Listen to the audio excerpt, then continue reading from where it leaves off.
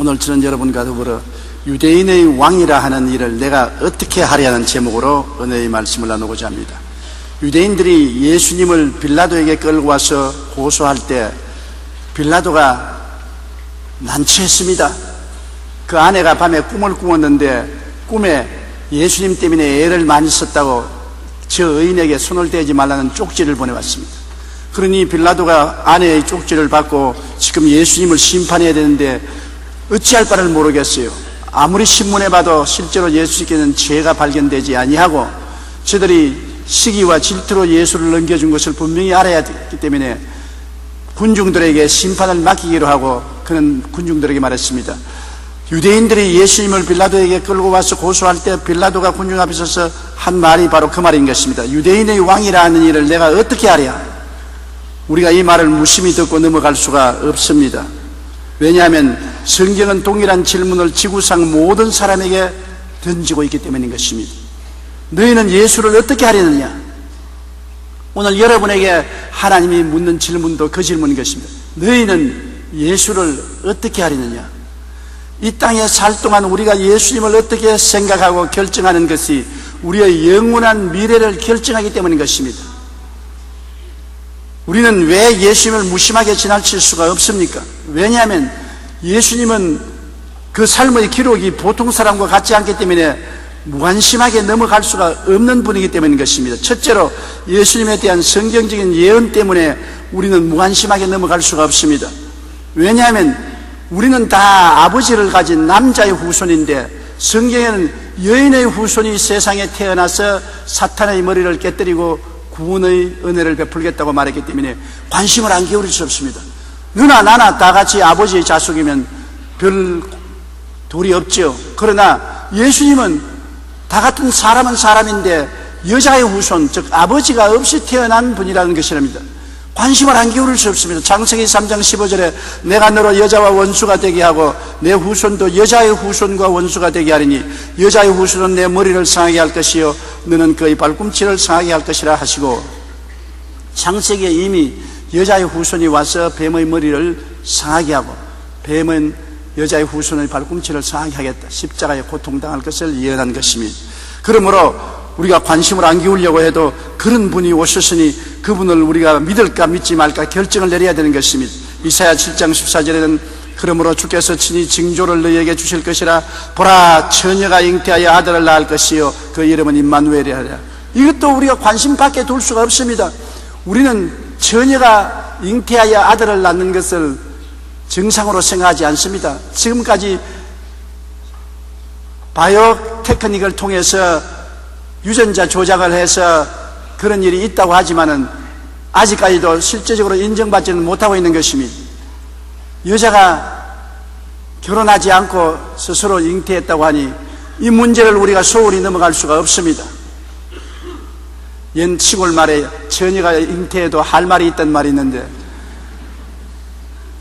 여기에 성경에 처녀가 잉태했다고 말하는데 우리가 할 말을 안 하면 안 되는 것입니다. 그 믿을 것이냐 안 믿을 것이냐, 인정할 것이냐 인정 안 할 것이냐 반드시 대답해야 될 것인 것입니다. 그냥 지나칠 수가 없습니다. 그리고 예수님의 실상은 이사야 9장 6절에 이는 한 아기가 우리에게 낳고 한 아들을 우리에게 주신 바 되었는데 그 어깨에는 정사를 메었고 그 이름은 기묘자라 모사라 전능하신 하나님이라 영존하신 아버지라 평강의 왕이라 할 것임이라. 정말 우리는 난처한 처지에 되었습니다. 빌라도가 어찌하려는 것처럼 우리도 한 아기가 우리에게 낳고 한 아들을 우리에게 주셨는데 그 어린 아기와 그 아들의 어깨에는 나라를 다스리는 권세가 메어졌고 그 이름은 기묘자라, 기묘한 역사를 하는 원더풀한 분이라. 모사라, 그는 온갖 것을 다 해결할 수 있는 어드바이스를 주는 카운셀러라. 전능하신 하나님이라. 어린 아기가 전능한 하나님이라는 이름을 가지고 나왔던 것입니다. 영존하시는 아버지라, 우리의 영원한 아버지라고 이름을 가지고 나왔던 것입니다. 평강의 왕이라, 가는 곳마다 평화를 가져오는 왕이라고 말하는 것입니다. 여러분, 이 사람을 어떻게 하겠습니까? 이를 믿어야 되겠습니까? 안 믿어야 되겠습니까? 참이라고 해야 되겠습니까? 거짓말을 해야 되겠습니까? 우리는 뜻을 표하지 않고 그냥 지나칠 수 없는 중요한 사건에 부딪힌 것입니다. 그리고 이 예수님은 인간의 대속물이 되셨다고 성경은 말하고 있는 것입니다. 이사야 53장 1절로 6절 우리가 다 같이 한번 읽어보십시다. 우리가 전한 것을 누가 믿었느냐? 야훼의 팔이 누구에게 나타났느냐? 그는 주 앞에서 자라나기를 연한 순 같고 마른 땅에서 나온 뿌리 같아서 고운 모양도 없고 풍채도 없은즉 우리가 보기에 흠모할 만한 아름다운 것이 없도다. 그는 멸시를 받아 사람들에게 버림받았으며 간고를 많이 겪었으며 질고를 아는 자라. 마치 사람들이 그에게서 얼굴을 가리는 것 같이 멸시를 당하였고 우리도 그를 귀히 여기지 아니하였도다. 그는 실로 우리의 질고를 치고 우리의 슬픔을 당하였거늘 우리는 생각하기를 그는 징벌을 받아 하나님께 맞으며 고난을 당한다 하였노라. 그가 찔림은 우리의 허물 때문이요 그가 상함은 우리의 죄악 때문이라. 그가 징계를 받음으로 우리는 평화를 누리고 그가 채찍에 맞음으로 우리는 나음을 받았도다. 우리는 다 양 같아서 그를 행하여 각기 제 길로 갔거늘 야훼께서는 우리의 모든 죄악을 그에게 담당시켰도다. 이런 예언을 가지고 태어나신 분을 우리 어떻게 하겠습니까? 예수님 태어나기 600년 전에 이사야는 예수님 당하실 것을 소소한간히 설명을 한 것입니다. 예수님이 태어난 것이 마른 땅에서 나온 뿌리 같아서 고운 모양도 없고 풍채도 없었다고 한 대로 나사렛 가난한 집안에서 태어나서 목수의 양아들이 되어서 일했었습니다. 그리고 그는 평생을 멸시를 받아 사람들에게 버림받았으며 간고를 많이 겪고 질고를 아는 사람이었습니다. 아무도 그를 중요하게 여기지 않았었습니다. 그런데 그 성경은 말하기를 바로 그가 우리의 질병을 짊어지고 채찍에 맞았으며 우리의 죄를 짊어지고 고난당했었으며 그가 징계를 받음으로 우리가 평화를 누리고 그가 채찍에 맞음으로 우리가 나음을 입었다고 말하고 있는 것입니다. 우리하고 관계를 짓습니다. 나는 모르겠다고 하는데도 불구하고 바로 그분이 너 때문에 질고를 치고 고통을 당했으며 너 때문에 고통과 괴로움과 죽음의 고난을 당했다고 말하는데 여러분 뭐라고 대답하겠습니까? 이 사람을 뭐라고 하는지, 이 사람에 대해서 어찌하겠습니까? 믿겠습니까? 안 믿겠습니까? 버리겠습니까? 받아들이겠습니까? 결정을 내려야 되는 것입니다. 하나님은 중립의 위치에 서기를 원치 않고 결정하라고 말하는 것입니다. 이 사람에 대해서 내가 어찌할 것이냐? 여러분, 이것이 우리가 당해야 될 난처한 입장인 것입니다. 오늘날 수많은 사람들은 이 질문에 대답을 하지 않고 무엇을 먹을까, 무엇을 입을까, 무엇을 마실까에 분주하고 고개를 돌려버립니다. 그런다고 해서 책임을 회피할 수 없는 것입니다. 사람이 한번 나선 죽는 것은 정한이지요 죽고 난 다음에는 심판대 앞에 서게 되는 것입니다. 너가 이 예수에 대해서 살아있을 동안에 어떻게 결정을 했느냐? 반드시 질문을 당하게 되는 것입니다. 살아있을 이 동안에 우리가 대답을 안 하면 죽어서 주님 앞에 서서 대답을 해야 되는 것입니다. 우리의 일평생이 예수 그리스도에 대한 우리의 마음의 결정을 내리지 않고 살 수 있다고 하더라도 죽음의 저 건너편에서는 대답 안 할 수가 없는 것입니다. 중대한 문제인 것입니다. 우리는 매일매일 인생살이에 중요한 결정을 해야 될 것입니다. 이것이냐 저것이냐 선택해야 될 일들이 많습니다. 그러나 가장 중요한 것은 예수를 어떻게 할 것이냐. 그는 비상하게 태어났고 비상하게 살았고 그 삶이 바로 내 때문에 오셨다고 하는데 내가 모른다고 할 수가 있겠습니까? 둘째로 우리 예수님의 사명선언을 보아서 그에게 대한 결정을 내리지 않을 수 없는 것입니다. 예수님에 대해서 하나님이 뭐라고 말씀하신지 마태복음 3장 16절로 17절 다 같이 읽어보십시다. 예수께서 침례를 받으시고 곧 물에서 올라오실새 하늘이 열리고 하나님의 성령이 비둘기같이 내려 자기 위에 임하심을 보시더니 하늘로부터 소리 있어 말씀하시되 이는 내 사랑하는 아들이요 내 기뻐하는 자라 하시니라. 큰일 났습니다. 하늘에서 뇌성병력 같은 하나님의 음성이 들리기를 이는 내 사랑하는 자요 내 기뻐하는 자라고 합니다. 하늘의 하나님이 사랑하고 기뻐하는 자라고 하는데 우리는 이 사람에 대해서 뭐라고 말하는 것입니까? 우리도 사랑하고 기뻐한다고 말해야 되겠습니까? 모른다고 말해야 되겠습니까? 하나님이 사랑하고 기뻐한다는데 우리가 모른다고 외면할 수가 없지 않습니까? 하나님이 보낸 사람인데 우리가 문전박대할 수 없지 않습니까? 그를 환영하든지 문전박대하든지 우리가 결정을 내려야 될 것이지 중간에서 할 수는 없지 않습니까? 예수님 자신이 뭐라고 말했습니까? 요한복음 4장 25절로 26절에 여자가 이르되 메시아 곧 그리스도라 하는 이가 오실 줄을 내가 아노니 그가 오시면 모든 것을 우리에게 알려주시리이다. 예수께서 이르시되 내게 말하는 내가 그라 하시니라. 수가성 우물가에서 죄 많은 여자가 물길로 왔을 때 주님이 그와 대화를 하셨습니다. 나중에 대화에 궁지에 몰리니까 이 수가성 여인이 말하기를 메시아라는 분이 오시면 모든 것을 우리에게 알려주실 것입니다. 그때 예수님이 내가 바로 그 메시아라고 말하셨습니다. 수가성 여인은 결정을 해야 되었습니다. 이를 거짓말쟁이로 인정할 것이냐, 정말 메시아로 받아들일 것이냐, 난처했습니다. 어떻게 하랴? 이분이 나를 만나서 자기가 메시아라고 말하는데 내가 이분을 메시아로 인정할 것이냐 아니할 것이냐. 수가성 우물가의 여인은 결정을 내려야 됐었습니다. 그는 예수 그리스도를 메시아로 인정하고 받아들이자 성령의 능력으로 거듭나서 그의 생애가 완전히 변화되어 버리고 마는 것입니다. 예수님을 인정하기 전까지는 남편을 5이나 갈아제끼고 6째 오다가다 만난 남자하고 살고 있는 당녀였습니다. 예수를 만나고 난 다음 그는 순식간에 변화되어 사마리아 성에 들어가서 예수는 그리스도라고 전도하는 뜨거운 전도자가 되고 마는 것입니다.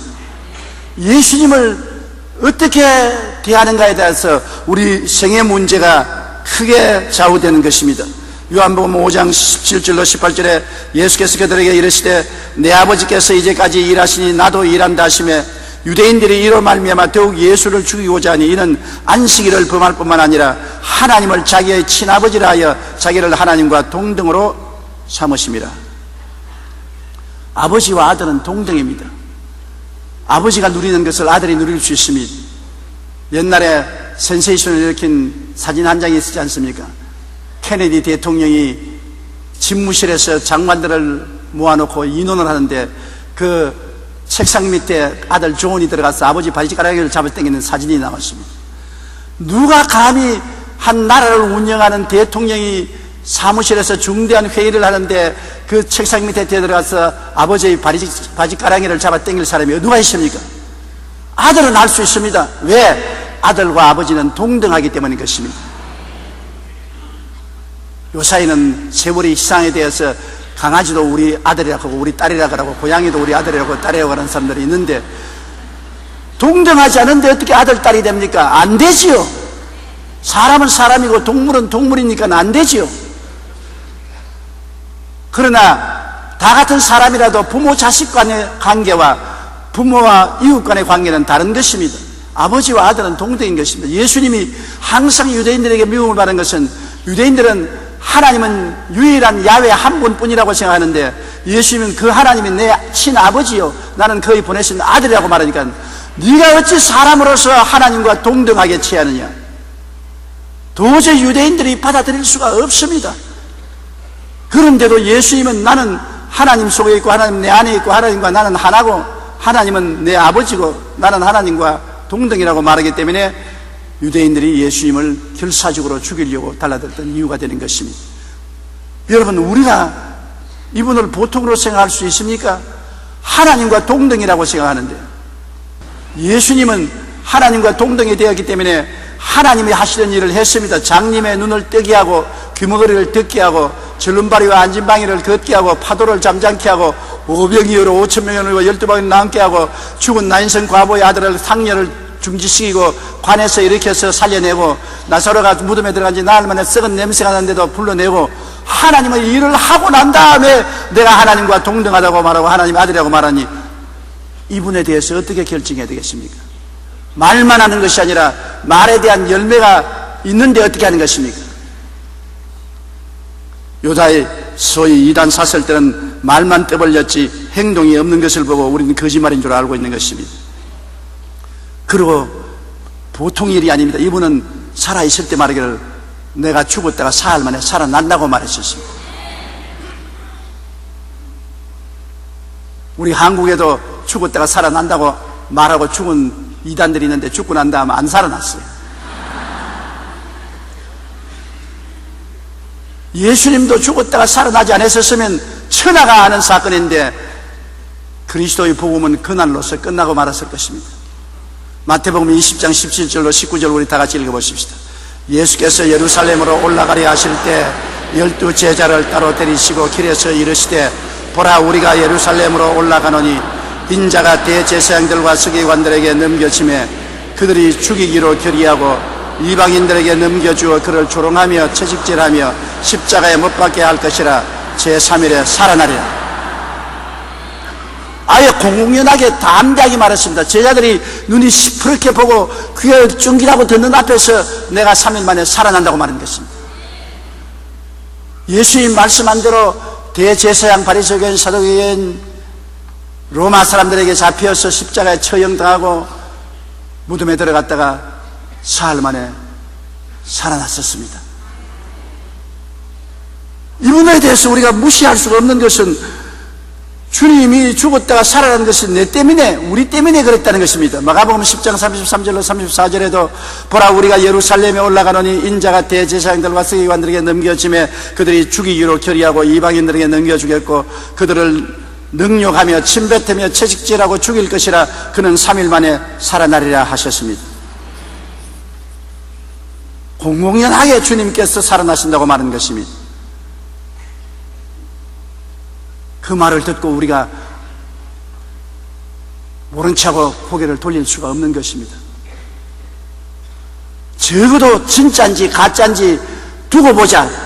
죽고 난 다음에 무덤에서 과연 살았는지 두고 보자고는 해야 될 것인 것입니다.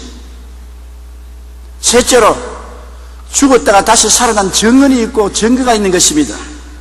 예수님의 제자들은 예수님의 죽음을 직접 본 사람들입니다. 예수님이 죽는다고 말한 것을 들었고 직접 그들 앞에서 예수님이 잡히는 것을 보고 다 도망을 쳤고 십자가에 예수님이 못 박혀 매달려 있는 것을 그들 눈으로 똑똑히 보고 좌절하고 절망했습니다. 예수님이 유대인을 로마에서 구원해 줄 줄 믿었는데 그 꿈이 다 사라지고 제자들은 실심당담했습니다. 그런 제자들에게 예수님이 부활에 나타났었으니까 그들이 쉽게 믿을 사람입니까? 예수님이 죽는 것을 분명히 보았는데 환영을 보고서 예수님이 살아났다고 주장할 수가 있겠습니까? 예수님께서 40일 동안 살아나서 거듭거듭 만나고 손을 만져보고 옆구리에 손을 넣어보게 하시고 같이 식사하시고 또 식탁을 준비해서 대접해 주시고 그런 가운데 부인할래야 부인할 수 없고 의심할래야 의심할 수 없었습니다. 우리에게 오늘날 예수님을 꿈에 본다 환상해 보았다는 것보다 제자들이 예수님을 만났다는 것은 중요한 것은 제자들은 직접 예수님을 3년 반 동안 따라다니고 희망을 가지고 재산 다 버리고 가족 다 버리고 청춘을 맡겨서 따라왔는데 예수님이 저들을 떠나서 죽는 것을 눈으로 보았고 가장 절망과 좌절을 맛보았고 예수님이 죽은 것을 친히 본 그들에게 예수님이 직접 살아서 나타나셨으니 그들에게는 기막힌 충격인 것입니다. 예수님이 살아나신 것을 증거하기 위해서 예수님의 12 제자가 한 사람 남김없이 다 순교했습니다. 목숨을 바치단 말인 것입니다. 집단 히스테리 때문에 12 제자가 한 사람도 빠짐없이 안 살아난 예수를 살아났다고 해서 죽을 리가 만무한 것입니다. 그들은 예수님이 죽었다가 살아난 것을 보고 체험했기 때문에 죽음을 두려워하지 않고 그리스도의 말씀을 그대로 믿고 복음을 전하기 위해서 목숨을 내놓은 것입니다. 이것을 보게 될 때 그리스도가 살아났다는 증거는 너무나 뚜렷한 것입니다. 살아난 역사를 보면은 예수님이 무덤에서 제일 먼저 보여주기는 막달라 마리아였었습니다. 마가복음 16장 9절에 예수께서 안식 후 첫날 이른 아침에 살아나신 후 전에 7 귀신을 쫓아내어 주신 막달라 마리아에게 먼저 보였다고 말한 것입니다. 여자 제자들이 예수님의 몸에 기름을 붓기 위해서 갔는데 이른 아침에 천사들이 와서 돌문을 옮겨놓고 예수님은 부활하시다고 말했는데 무덤에 들어가 보니 옷은 입고 예수님은 온데간데 없었습니다. 여자들이 이것을 보고하기 위해서 뛰어나가는데 막달라 마리아는 혼자 앉아 울고 있는데 예수님이 뒤에 나타나서 마리아여 돌아보니 예수님이었습니다. 제일 먼저 예수님이 부활하셔서 마리아에게 나타난 것입니다. 그 다음에 예루살렘에서 낙심하고 좌절해서 이제 시골에 내려가서 농사나 짓겠다고 시골로 내려가던 엠마오로 가던 두 제자에게 나타난 것입니다. 누가복음 24장 13절로 16절에 그날에 그들 중 둘이 예루살렘에서 25일이 되는 엠마오라 하는 마을로 가면서 이 모든 된 일을 서로 이야기하더라. 그들이 서로 이야기하며 문의할 때 예수께서 가까이 이르러 그를 동행하시나 그들의 눈이 가리어져 그인 줄 알아보지 못하거늘. 그들이 여관에 도착해서 날이 저물매 강제로 여관에 같이 머물자고 모시고 들어가서 여관의 식탁에서 저녁 식사를 하려고 떡을 내놨는데 예수님이 떡을 들어 축사하는데 눈이 열리고 보니까 예수였습니다. 예수인 줄 알고 놀라니까 공기 중으로 사라져버렸던 것입니다. 그래서 그들이 엠마오로 가는 길에서 도로 돌이켜서 예루살렘으로 헐레벌떡 뛰어온 것입니다. 오니까 예수님은 이미 베드로에게 나타났다고 말한 것입니다. 누가복음 24장 33절로 34절에 곧 그때 일어나 예루살렘에 돌아와 보니 11 제자 및 그들과 함께한 자들이 모여있어 말하기를 주께서 과연 살아나시고 시몬에게 보이셨다는지라. 고린도전서 15장 5절에도 게바에게 보이셨다고 말한 것입니다. 나 같으면 게바에게 안 보겠어요. 왜냐하면 예수님이 안나스와 가야바의 뜰에서 신문을 받고 채찍을 맞을 때 예수님을 모른다고 한 번 부인하고 두 번 부인하고 세 번째는 저주를 하고 맹세를 해서 가로되 나는 저를 도무지 못한다고 배반한 것입니다. 그런데 예수님은 부활하시고 난 다음 제일 먼저 제자들 중에 찾아난 것이 이 베드로, 시몬, 즉 게바에게 나타난 것입니다. 그 예수님이 얼마나 사랑이 크신 것을 볼 수 있잖아요. 당신을 가장 고통스러울 때 배반하고 보통 배반한 것이 아니라 저주하고 맹세하여 가로되 나는 저를 도무지 알지 못한다고 말한 그 제자를 주님께서 제일 먼저 찾아가서 위로해 주었으니 기가 막힌 일인 것입니다. 아마 베드로는 예수님 앞에 얼굴도 들지 못하고 꿇어앉지도 주저앉지도 못했을 것입니다. 그러나 예수님께서 부활하셔서 베드로에게 나타났기 때문에 베드로가 나중에 로마에서 그 꿀로 십자가에 못 박아 죽은 것입니다. 예수님은 십자가에 바로 돌아가셨지만은 나는 예수님을 모른다고 세 번이나 부인한 사람이라 바로 죽을 자신이 없다, 자격이 없다, 나를 그 꿀로 십자가에 못 박여달라 그래서 예수님은 그 십자가에 바로 돌아가시지만 베드로는 그 꿀로 못 박혔다고 전설은 말하고 있는 것입니다. 그 다음에 한 주일이 지나고 난 다음 주일날 제자들이 모였는데 주님께서 10 제자에게 나타난 것입니다. 누가복음 24장 38절로 43절 다 같이 읽어보십시다. 예수께서 이르시되 어찌하여 두려워하며 어찌하여 마음에 의심이 일어나느냐. 내 손과 발을 보고 나인 줄 알라. 또 나를 만져보라. 영은 살과 뼈가 없으되 너희 보는 바와 같이 나는 있느니라. 이 말씀을 하시고 손과 발을 보이시나니 그들이 너무 기쁨으로 아직도 믿지 못하고 놀랍게 여길 때 이르시되 여기 무슨 먹을 것이 있느냐 하시니 이에 구운 생선 한 토막을 드리니 받으사 그 앞에서 잡수시더라. 예수님이 영으로 나타난 것이 아닙니다.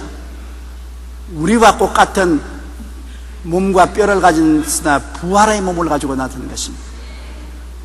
여러분, 나중에 우리가 주님 강림하실 때는 부활의 몸을 얻는데 부활의 몸은 우리의 현재 몸과 같은 형태지만은 그 성격이 다른 것입니다. 시간과 공간의 제한을 받지 않고 번개같이 왔다 갔다 할 수 있는 그 몸인 것입니다. 죽지 않고 늙지 않고 더럽지 않은 몸이 되는 것입니다. 예수님은 부활의 몸을 가지고 나타난 것입니다. 영으로 나타난 것이 아니라 부활의 몸을 가지고 나타나신 것입니다. 예수님은 그 몸으로 먹으셨습니다. 잡수셨습니다. 잡술 수도 있고 안 잡술 수도 있고, 우리 나중에 천당에 가면 먹어도 좋고 안 먹어도 좋고 마셔도 좋고 안 마셔도 좋은 것입니다. 그렇게 현실과 같은 환경같이 보이지만은 현실을 초월한 위대한 삶을 우리가 살게 되는 것입니다. 도마는 그때 다른 데 나갔다가 돌아와서 하는 말이, 웃기는 소리 안 해. 정신 나간 여자들 말 듣고서 예수님이 살아나갔다고 주장을 하느냐. 너희들 다 잘못되어서 환영을 본 것이다. 나는 그가 오면은 옆구리에 손을 넣어보고 못자국을 만져보고야 믿겠다고 큰 소리하고 불신하게 했었습니다. 그러나 요한복음 20장 26절로 28절에 보면 여드레를 지나서 제자들이 다시 집안에 있을 때 도마도 함께 있고 문이 문들이 닫혔는데 예수께서 오사 가운데 서서 이르시되 너희에게 평강이 있을지어다 하시고 도마에게 이르시되 내 손가락을 이리 내밀어 내 손을 보고 내 손을 내밀어 내 옆구리에 넣어보라. 그리하여 믿음이 없는 자가 되지 말고 믿는 자가 되라. 도마가 대답하여 이르되 나의 주님이시요 나의 하나님이시니이다. 기절초풍을 했습니다. 도마가 그 말하고 난 다음에 8회 지나고 난 다음 제자들과 같이 있는데 예수님이 갑자기 나타나셨습니다. 문들이 다 닫혔는데 그냥 문을 뚫고 나타나셨어요. 그러고 난 다음 도마 앞에 서서 내 손 못자국에 손을 넣어보라. 내 옆구리에 손을 넣어보라. 그리고 믿지 않은 자가 되지 말고 믿는 자가 되라. 도마가 너무 황당하고 너무 놀라고 너무 죄송스럽고 기가 막혀서 아주 강아지가 놀라서 꼬리를 뱃속으로 집어넣은 것처럼 꿇어 앉아가지고서 손을 비비고서 나의 하나님이시여 나의 주님이시라고 말하는 것입니다. 도마야, 네가 본고로 믿느냐? 보지 않고 믿는 자가 더 복이 있다.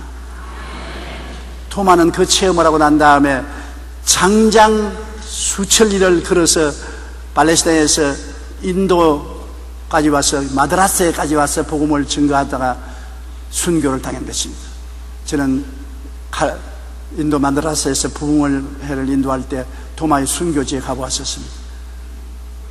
얼마나 주님에 대한 신념이 확신했던지 그는 먼 인도까지 와서 마드라스의 복음을 전하다가 순교를 당한 것입니다.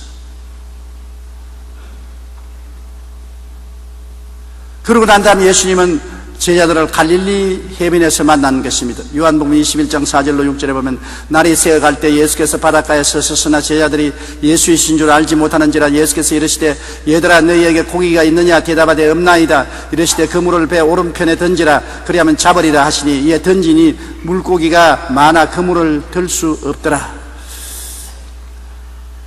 갈릴리에 내려가서 이제 할 일이 없습니다. 예수님은 계시지 않고 제자들은 어부 생활을 떠난 지가 3년이나 되고 언제 예수님이 나타날지 언제 안 나타날지 모르기 때문에 막연히 하늘을 쳐다보다가 베드로가 나는 더 못 견딘다. 나는 고기 잡으러 간다. 옛날 그물을 다시 깁고 옛날 배를 끄집어내어서 고기 잡으러 나갔습니다.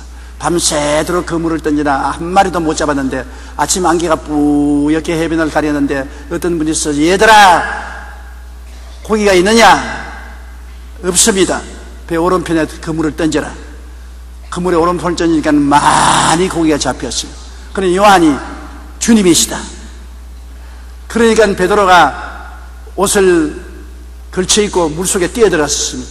왜냐하면 죄 밑이 있으니까 그냥 예수님께 만나러 올 얼굴이 없거든.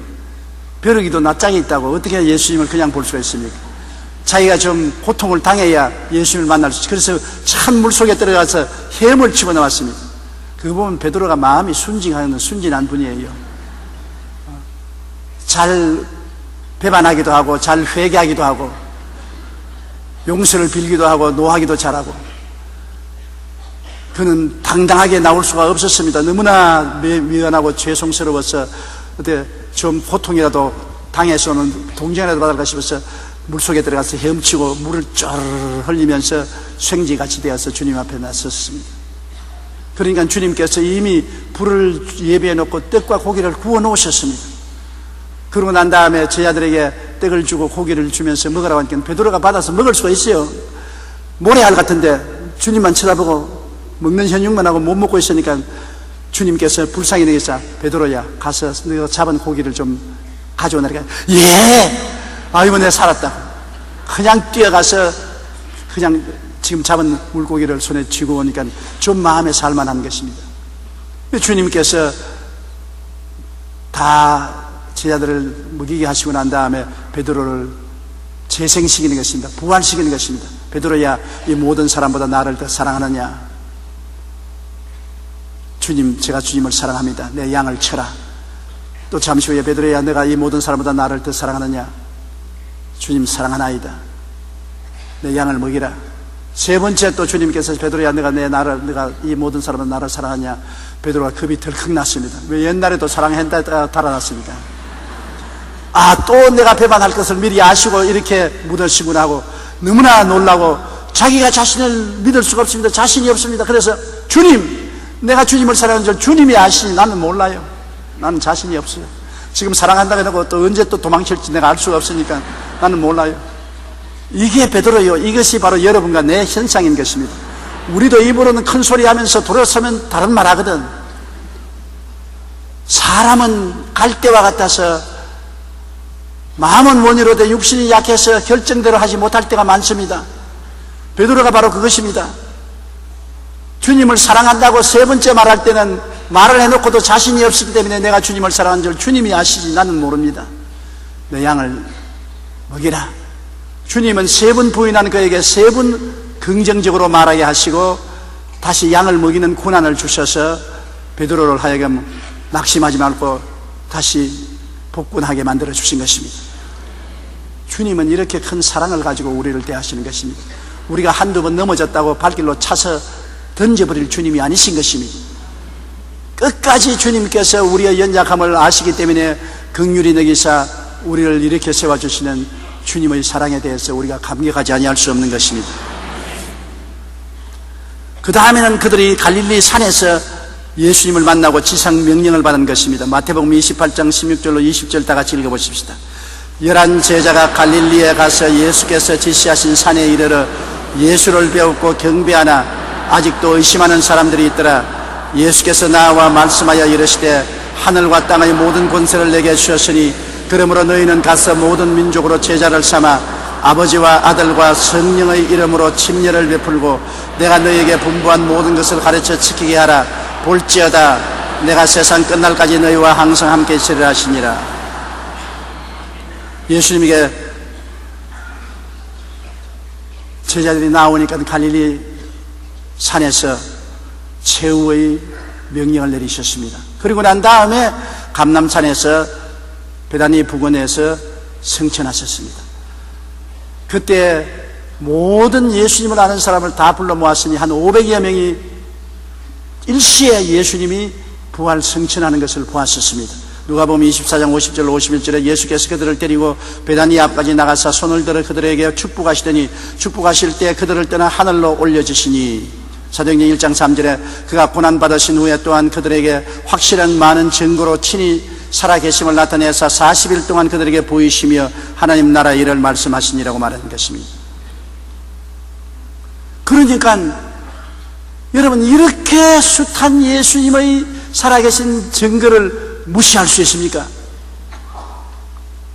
오늘 재판할 때라도 한두 증인이 있으면 그 증인으로 말미암아 재판이 이루어지는 것입니다. 여기 한두 증인이 아닙니다. 정말로 수백 명의 증인들이 예수 그리스도가 죽었다가 살아난 것을 직접 듣고 보고 만지고 함께 식사를 하고 체험한 것입니다. 예수에 대해서 우리가 어떻게 해야 되겠습니까? 이런 일을 듣고도 보고도 모른다고 말하겠습니까? 우리가 결정을 내려야 되는 것입니다. 빌라도가 군중들에게 말했으면 이 예수를 내가 어떻게 할까? 여러분은 예수를 어떻게 해야 되겠습니까? 구주로 믿든지 아니 믿든지 여러분의 결정에 달린 것입니다. 그러나 이것은 여러분의 영혼의 문제가 걸린 것입니다. 여러분 예수님의 제자들은 예수님을 구주로 인정하고 모시고 예수님께 일생을 내어놓았습니다. 예수님의 제자들은 모진 처형을 다 당했지요. 그 가운데 수혜자였던 베드로는 로마에서 복음을 전하다가 십자가에 거꾸로 매달려 죽었고 안드레는 십자가에 줄로 매달려 죽임을 당했는데 그가 달린 십자가는 X자형이었습니다. 세베대의 아들 야고보는 예루살렘에서 목베어 죽임을 당했고 요한은 붙잡혀 끓는 기름 가마에 넣었지만 기적적으로 살아나 밤모섬으로 귀양 보냈습니다. 거기서 그는 요한 계시록을 쓰며 온갖 시련을 겪다가 죽어간 살아있는 순교자였습니다. 빌립은 소아시아에서 전도하다가 기둥에 매달려 죽임을 당했고 바돌로메는 몸의 가죽을 벗기는 형벌 가운데 순교했습니다. 도마는 인도에서 전도하다가 창에 맞아 죽었고 마태는 에티오피아에서 전도하다가 순교했고 알페오의 아들 야고보는 성전 꼭대기에서 떨어져 죽임을 당했고 마띠아는 예루살렘에서 돌팔매를 당하다가 목베임을 당했고 마가는 알렉산드리아에서 기도하며 순교했고 누가는 헬라에서 감람나무에 매달려 죽임을 당했습니다. 바울은 로마에서 칼에 목이 떨어지면서 예수님의 이름을 불렀다고 전해지고 있는 것입니다. 여러분 예수님의 제자들은 이렇게 처참한 순교를 당하면서까지 복음을 전하고 예수님을 증거했었습니다. 왜냐하면 예수님의 죽으심과 부활하심을 직접 목도했기 때문에 부인할 수가 없었습니다. 이 예수님이 말씀하기를 나를 믿는 자는 죽어도 살겠고 살아서 나를 믿는 자는 영원히 죽지 아니하리라고 말하는 것입니다. 그러므로 예수 믿으면 살아도 살고 죽어도 산다. 그러므로 죽음이 겁나지 않았기 때문에 담대하게 그리스도를 전하고 타협하지 않고 순교를 당했던 것입니다. 그들은 이 예수를 구주로 모시던 것입니다. 여러분은 오늘 이 예수를 어떻게 하시겠습니까?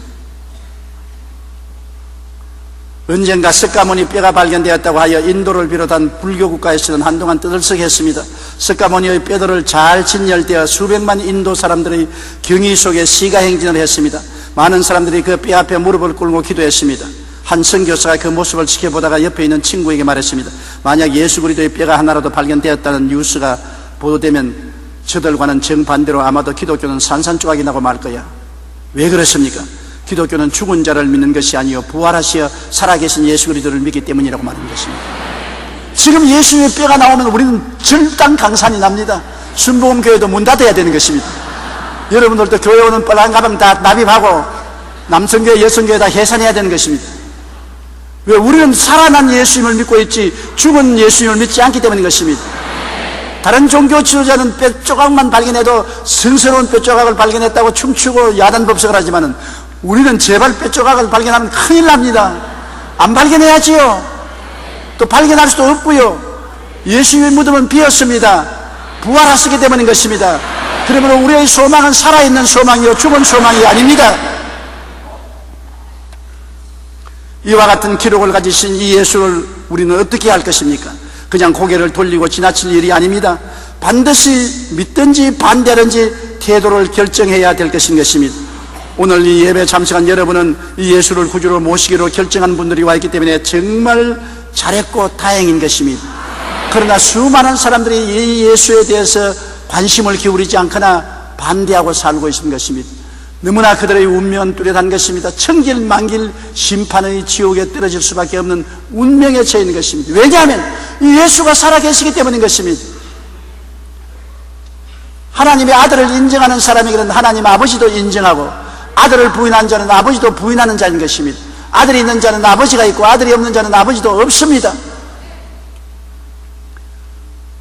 아담과 하와 타락 이후에 인간은 죄의 노예요, 세상과 마귀의 종이요, 질병의 노예요, 저주의 종이요, 사망과 음부의 종이 되어 살았는데 이 굴레에서 우리를 벗기기 위해서 하나님 아들 예수님이 오셔서 십자가에 못 박여 몸짓고 피 흘려 이 모든 빚을 청산하시고 굴레에서 해방시키시고 다 이루어서 3일 만에 부활하시기 때문에 길이요 진리요 생명은 예수밖에 없는 것입니다.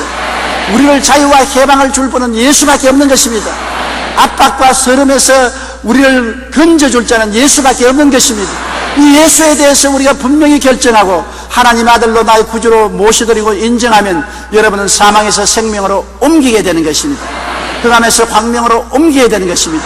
육의 자녀에서 신령한 자녀가 되고 마는 것입니다. 지옥 갈 사람이 천국 가는 사람이 되고 마는 것입니다. 우리의 운명은 영원히 아름답게 변화되고 말 것인 것입니다. 고개에서 기도드리겠습니다. 사랑이 많으신 우리 아버지 하나님, 빌라도는 군중들에게 이 예수를 내가 어떻게 할까 이런 질문을 하셨습니다. 오늘날 또 이 질문은 우리가 다 대답해야 됩니다. 특별한 기록을 가지고서 태어나신 분, 우리를 위해서 고난당하신 분, 확실히 죽었다가 부활하신 분, 역사에 찬란하게 비춰진 이분을 사람들은 어떻게 할지 결정을 내려야 되는데 우리들은 주님 믿기로 결정하고 구원받기로 결정했은 것을 감사드립니다. 아직 이분에 대해서 긍정적인 결정과 결심을 하지 못한 사람을 도와주어서 예수님을 믿고 구원받게 하여 주옵소서. 예수님 이름으로 기도드립니다. 아멘. 잠시 동안 고개 숙이기 바랍니다. 예수님은 성령을 보내셔서 여러분의 마음을 찾고 여러분 마음 문을 열고 계십니다. 이 예수에 대해서 긍정적인 대답을 하도록 도와주고 계신 것입니다. 나는 아직 예수 믿지 않아요. 타락했어요. 나도 예수 믿고 구원받기를 원하는 나를 위해서 기도해 주십시오 하시는 분은 대강당, 텔레비실, 지교회, 지성전, 기도처, 라디오와 텔레비, 인터넷을 통해서 예배드리는 여러분 어느 나라에나 어느 처소에 있든지 그 자리에 일어나 주시기 바랍니다. 오늘 일어나서 예수 그리스도를 여러분 구주로 인정하면 오늘 여러분의 운명은 영원히 달라지는 것입니다. 그를 부인해도 여러분의 운명은 영원히 파멸로 떨어지고 말 것인 것입니다.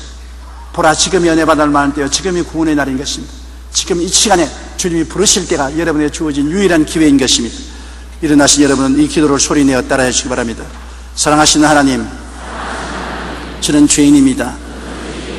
어디에서 와서 왜 살며 어디로 가는지 알지 못하고 방황하며 지냈습니다.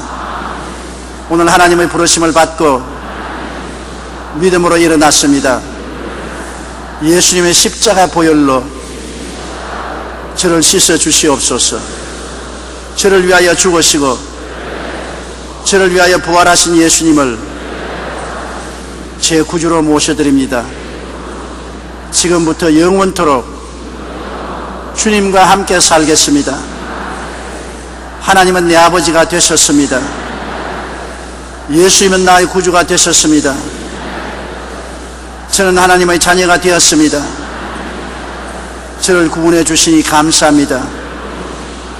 예수님 이름으로 기도드리옵나이다. 아멘. 주님께서 구원하여 주셨습니다. 하나님의 은총을 받았습니다. 결심 카드를 받아서 연부함에 넣어주시고 예배가 필요한 후에 환영 후에 꼭 출석하시기 바랍니다. 성도 여러분, 그 자리에 일어나 주십시오. 몸이 아프신 분 아픈데 손을 얹으시고 그 외에는 가슴에 손을 얹으시기 바랍니다.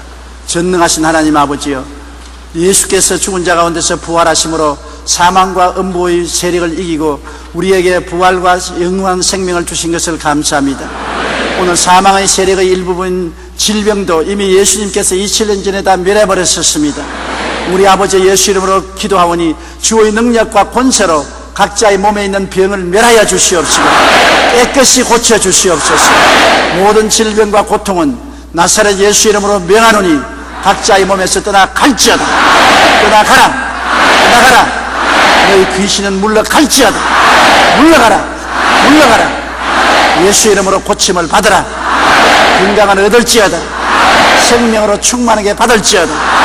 하나님 아버지, 수고하고 무거운 저주의 짐을 다 옮겨버려 주시옵시고 굴레를 다 벗어나게 하여 주시옵시고 자유와 해방을 얻게 하여 주시옵시고 하나님의 은총으로 채워 주시옵소서. 영혼이 잘되고 범사가 형통하고 강건하게 만들어 주옵소서. 주님의 은혜와 축복으로 넘치게 하여 주시옵소서. 성령으로 충만함을 받게 하여 주시옵소서. 예수님 이름으로 기도드리옵나이다. 아멘.